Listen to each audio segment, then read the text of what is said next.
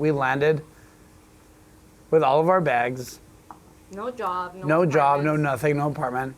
I woke up the next day and brought my resume here, and they never called me. Welcome to New York. Welcome to our series, Yes, 3 Chef. Where we take you with us to meet some of the best chefs in the world as they show us where to eat in their cities. In this episode, we have 12 hours in New York City with Michelin chef Fidel and his partner, Sophia.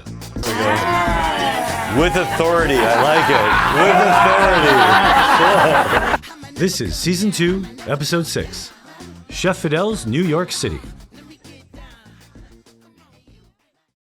We're at Vato here in Park Slope. It's our tortilleria and our bakery. Burrito joint as well. Dale candela, baby. Dale candela. We decided to do this concept because we want to show New York and show the world that like northern Mexico also has its own identity. What a 111. This is what we have for breakfast almost every morning. A mí me quema. What are you having? All of them. Let's do it. What's your favorite? My favorite is these two. This is braised pork. I think our most famous one is the burnt ends, probably. We come from Texas as well. Want to showcase that side of where we're from. That is so good. It's like a Texan barbecue, but spicy chili burrito with egg. It's like beautiful. Gotta go. These are great. I don't know which one I choose. They're all amazing. It shows you there's an appetite for this type of cooking. I mean, you obviously met an unfilled need. I think by doing the flour tortilla, it's already a statement. Because like when you think of tortillas, you think of corn, right? As you go north, it's actually flour tortillas are. It is. Yeah. You know, yeah, exactly. It's like flour tortillas was so bastardized. Like in the 90s and the 80s, people thought it was in real Mexican food. But that's what we grew up on. And it was like, well, your Mexico and my Mexico are just obviously different. Puyol, Quintonil, they were all around and taking Mexican food to something bigger, you know, and which is awesome. But I was always like, I never really identified with that, like Mexican food, you know? You're from this part of the world where you're Mexican, but you don't identify with the rest of like, you're the border. Too American for Mexicans, and you're too Mexicans for Americans. And it's also something nostalgic. We go back to burritos. This is the type of food that you were waiting in line to cross the border, and there was people selling from like coolers. And then we come here and we're like, let's go get a burrito, and then we just get beans, rice. This is not it. Pastry chef is from the same city we're from. Churro and then a concha. The concha we fill it with corn husk, pastry cream, and yuzu curd. Custardy and creamy and fluffy and all the good things.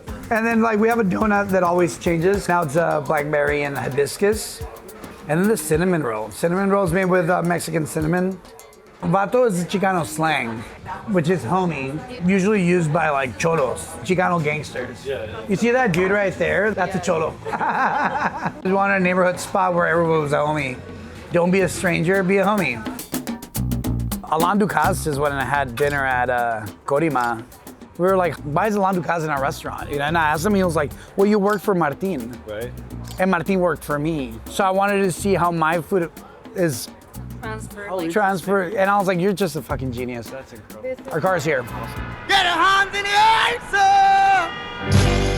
We're at Bar Kabawa. They make the best daiquiris and patties around here. I said yeah. I said yeah. What they say. Some of my, very good friends. This is Q. Q owns Demo and Buffon.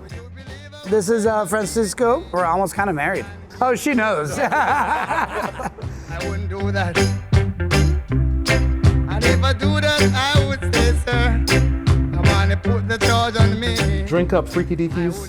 Cheers. Menu's really surrounded by the Jamaican patty. So we do fried and baked patties, short rib with conch and bone marrow, duck and foie, ginger shrimp. This tech, I didn't know about. Oh my God, that's the move. I would never think of putting a patty inside of like a bun. When people say that, they're just like, it's gluten, not gluten. I'm like, but you eat fried chicken sandwiches. Like I don't get it. What's the better? Oh yeah, that's what I'm having. I'm like, just leave me the fuck alone, you know? I really want to work for Sean Gray. I really, really want to work for him. And the first spot, like we landed with all of our bags No job. No job, no nothing, no apartment. I woke up the next day and brought my resume here, and they never called me. Yeah, I was born in Barbados. Started cooking at a very young age. There's a large community of Caribbean folk here. Most of the restaurants are just like little mom and pop things, and there's a Jamaican spot or a Trinidadian spot or a Haitian spot. We try to represent like the whole region. A traditional dish from Jamaica, but made in our way. It's called salmon gundy. Smoked herring, mullet roll, covered in sugar. Oh, no, who does that, right? Like, who does a creme brulee with like, you know, it's so good. That's all I want to eat, you know? Like, I feel like it's my job to make people understand that Caribbean food's more than jerk chicken. There's something I wasn't gonna make. You asked me about like something dear to me. This is essentially how my dad used to make sardines. Ken, what else goes on this? Oh, onions. I don't know, I barely work here. Literally, my pop's dish. We eat that shit out of a can, man. It was like can, avocado on top, lime juice, hot sauce. stop crying. I'm crying a lot on this episode. So, this skirt steak has been glazed in lobster. Puerto Rican, like mixed rice. So you take leftover rice and beans. It tastes exactly what you described it. That's incredible. Rice and beans? Is that what I mean, you could call it that. Oh yeah. I don't know what the fuck is in there, but Me neither. Put that on a fucking bun too. I'll eat it. You know. Why is everything so tasty here? The steak is delicious, but this is. it's insane. Oh, that's the key. That's the truth. Please tell us what's in that. Oh, it's just beans, rice, chives, water. I see how it is. I can't you not. No, he's literally not going to tell us. Love it. Ooh, there's a lot going on in there. It's nice. Alcohol being the primary thing. Yeah. You know when you can't make vibe up? When in here is packed and there are people standing around and it's chaotic, it's like, it just feels really good. My number, oh yeah, right now, someone hard. Snap action, yeah. Boom. 22. Here we go. Oh, here we go. What are you gonna do? You're scaring me. Jump in. Snap. Okay, thank you. One and only, Bar Miller. You know, probably one of the best sushis in the city.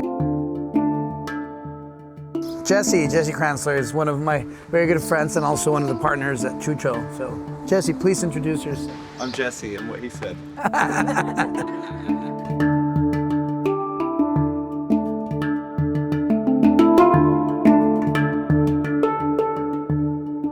So the Sushi Zoo is made with primarily rice vinegar from a white rose miso, the husband and wife team in Dover, Pennsylvania. And then what gives it its kind of brown caramelized color is akazu, which is a sake leaves vinegar. So it gives it like a real punch that I like a lot. So the rice that James is using is grown up in Pine Bush, New York, and the sake that you're drinking is made from the exact rice. It's made in Bushwick by Kato Sake Works. That gets so good. So that trout is a farmed piece from Hudson, New York. They're in filter tanks in a building rather than farming them in a natural body of water. So they're always pristine. We feel comfortable serving them because there's no impact on the surrounding environment. I would not have guessed that's farmed. It's beautifully fatty. It's a lovely, lovely fish. Someone who like spends time in Japan, I always felt like sushi in America is so antithetical to what sushi is actually about. It's about respecting the local waters and the seasons, and it feels silly to me that people just want to have the exact experience and have every fish flown from Toyosu that morning, especially when we're not landlocked. We've got beautiful fish here. We're very particular about the bluefin that we source and serve. We will only source North American wild-caught, line-caught bluefin. 12-day dry-aged tuna belly from North Carolina. People don't really realize with the belly, there's a lot of sinew. One reason you see people scoring it, or even higashing it, which is like scraping it off that sinew, is because it doesn't eat very well. But we're gonna figure out if this is the kind that eats well or not, real quick. Yeah. Which means I get to eat.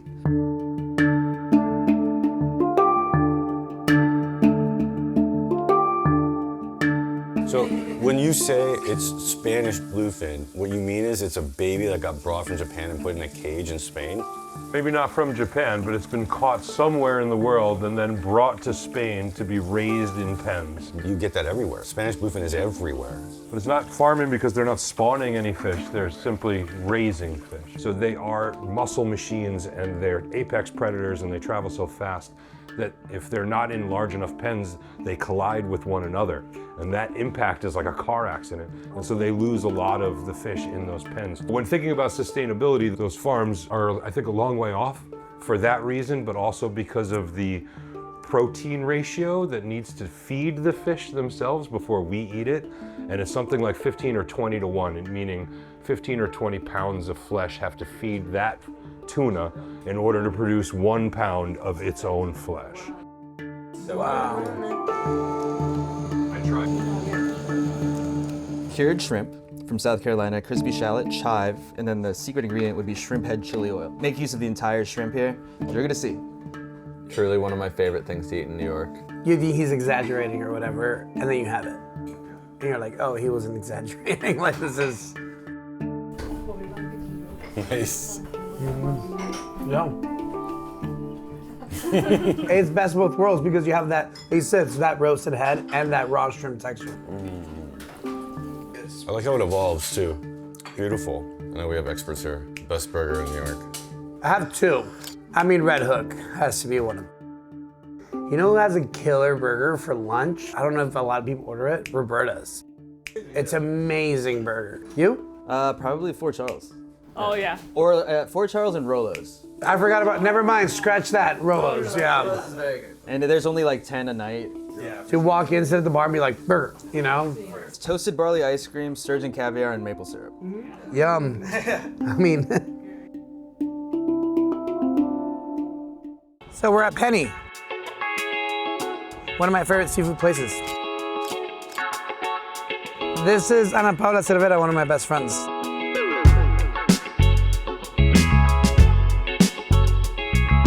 Everywhere needs more oyster bars, more raw bars, more seafood.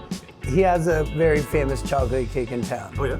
I mean, the hype is real and it's like, it's awesome. When I searched up your name too, I felt like chocolate cake came up. That's like what happens now, yeah. That's like what I do. Icebox plus a little extra. Beautiful, chef. That looks so good. It's also very nice to just look at it, you know, and like appreciate it. It's kind of that moment. Those clams are just awesome. Razor clam crudo that we got going on right now. Smoked spring onion and gremolata. We smoke the olive oil that we cook the spring onion in. There's some coriander, red chili flake in there. Very clean.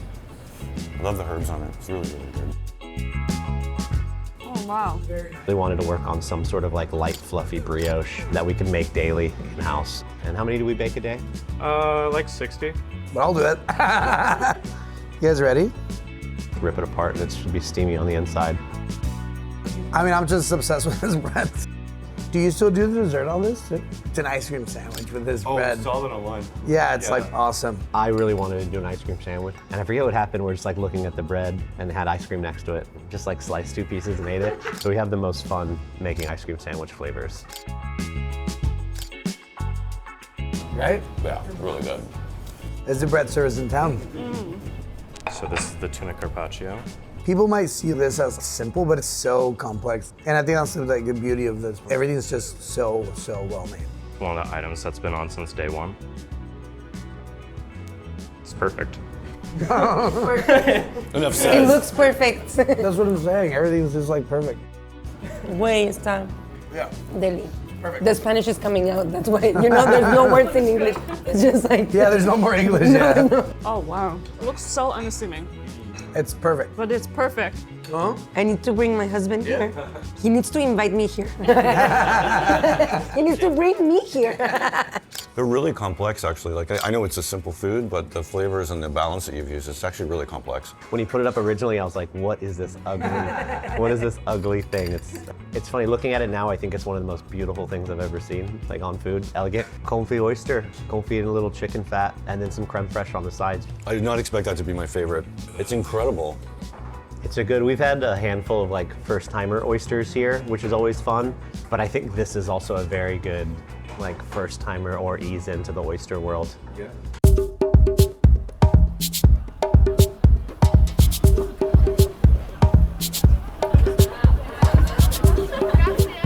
Welcome to Corima.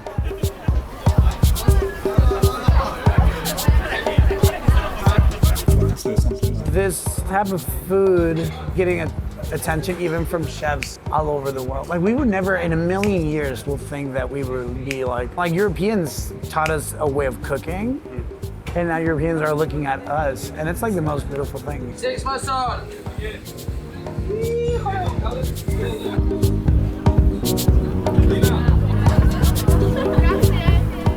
So when you found this space, you had to build a whole kitchen out from nothing? It was a bus stop, how? So you just buy the ticket and then you wait for the bus outside. Oh, crazy. There was no bar. I don't know why we were like, yes, this is the place. Yes. We signed the lease in March and we opened in January. Well, I had the food truck and this dude went and ate. Just went and ordered the whole menu at the food truck. This was 2013. He finishes the whole menu. Would you be interested in cooking in China? And I was like, yeah, sure, whatever, you know. And then I get an email. It was like, you want to have a meeting? And then we had a Skype meeting. Remember Skype? And I thought this was like a joke or like, I was like, fuck it, if it's a joke, who cares, right? So you fly out next week, your tickets get, and I was like, dude, I have a business. He's like, either you want it or not, man. And I was like, can I get 24 hours? He was like, yeah. So like 24 hours to the minute, he calls me. So yeah, and then I just left and I was like, here are the keys, you know, for the food truck. And I just moved over there. It was a French restaurant. It was a big company and a beautiful, beautiful kitchen. It was all copper. Everybody was wearing a toque. And I was like, what the fuck did I get myself into? Yeah. Flavor-wise, it's like, China. That time in China completely changed my life. And I was like, oh, I really want to be a chef. Yakitori's sick, but a Chinese skewer cart? I mean, come on. There's one up the street. I don't know if I put it on the list for you guys. It's called Grand Street Skewer Cart. The best. At 4:30, you see, this dude pulling his car and like he's already like, the grill's already on. So he's like, you see like the smoke while he's walking. Right. It's like the coolest thing. How often are you guys changing the menu here? Right now, almost every other day. Isn't that an incredible amount of work? Either we stop creating, right, and then it gets boring and redundant, or you need to appreciate every like spring, like if it's gonna be your last spring, right? Chefs kind of hate us when we go to the market because they're like, fuck, we're about to change. And we show up, we're like, so guys, we found this, and now we're gonna do this. And they're like, oh my God. It is an incredible amount of work, but it's like so worth it. Well, you see a lot of restaurants, their menus are very stagnant. That's what I'm saying, Go a year later, it's almost the exact same menu. Exactly. We counted how many dishes we've done in this kitchen. It's been like 700 dishes. 700, 800, and I have like a stock the he whole has menu. proof that it's been 800 dishes. In less than 2 years. Yeah. I mean, that's a new dish every day.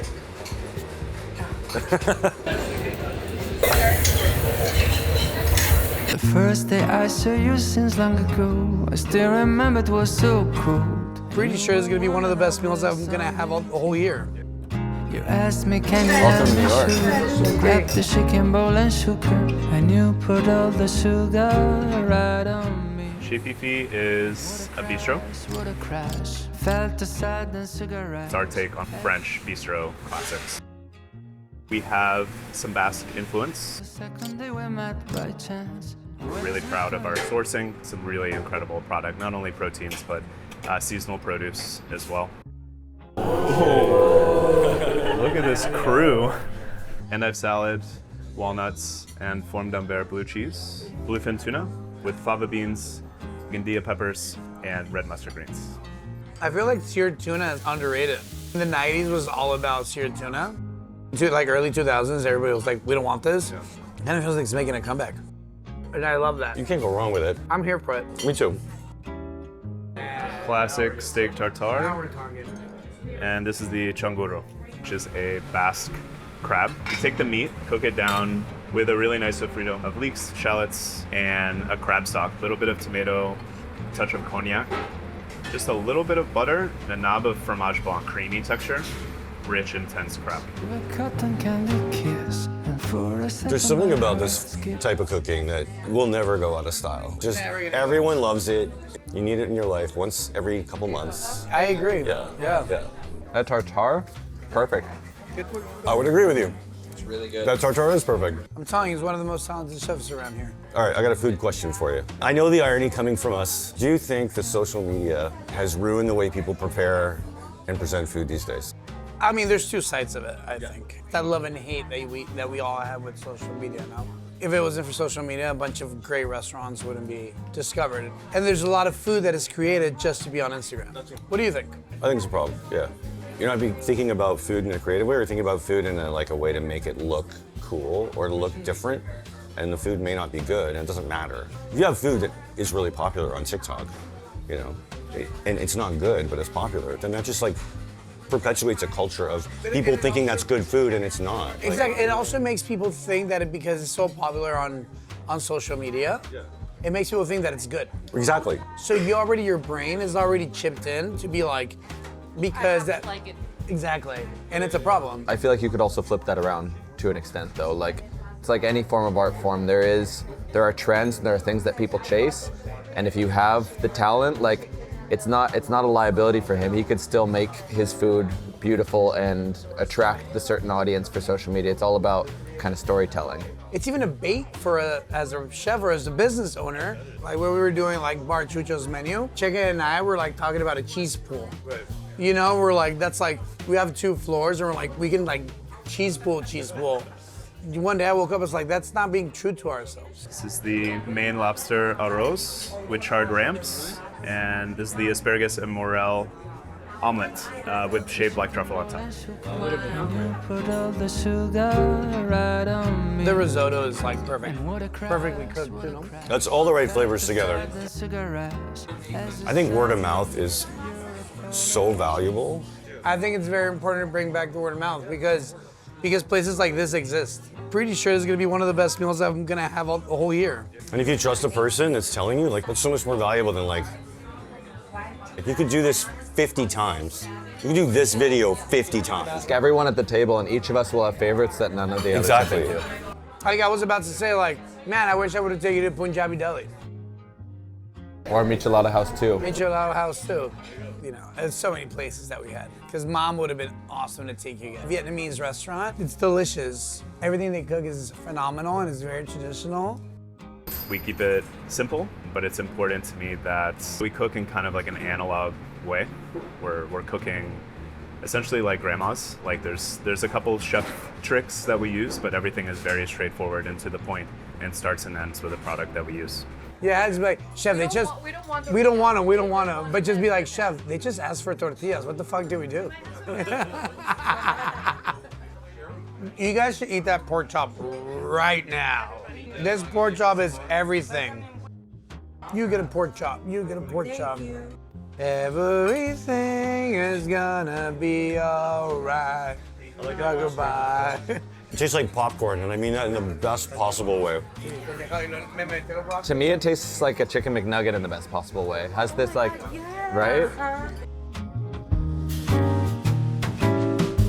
She's a very talented pastry chef from, she works at Cafe Chelsea. There we go. With authority, I like it. With authority.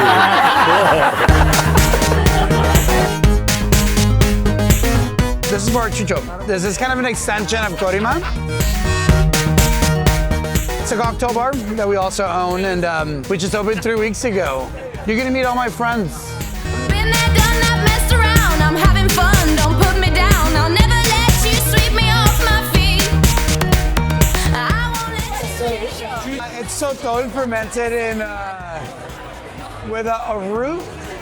Very famous where I come from in Juarez. It tastes like celery. It's 2 small shots of chucho. Everybody does that for Everybody does that for chucho. Are you like intestines? I will eat it. I like how you guys don't hide the fact that it's little cylinders to try. This is my mom's tuna salad. Call them chilindrinas or burritos, which is a wheat flour chicharrón. Decided to put my mom's recipe of tuna salad. Yeah. And then slice like bluefin tuna on top. Can we put it right next to your head so we can...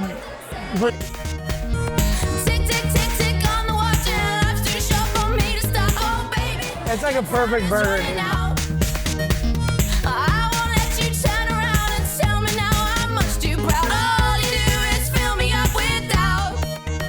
Holy shit. It's a great burger. I'm talking about Vato, Corima, and Chucho. It doesn't fucking exist. And it's very scary to open places like this. It's fucking risky. It's risky not to open a wine bar. You know? It's risky not to open a burger joint. It's risky not to open and follow. I mean, now, it's risky not to open a rotisserie chicken spot that apparently is a new thing in New York.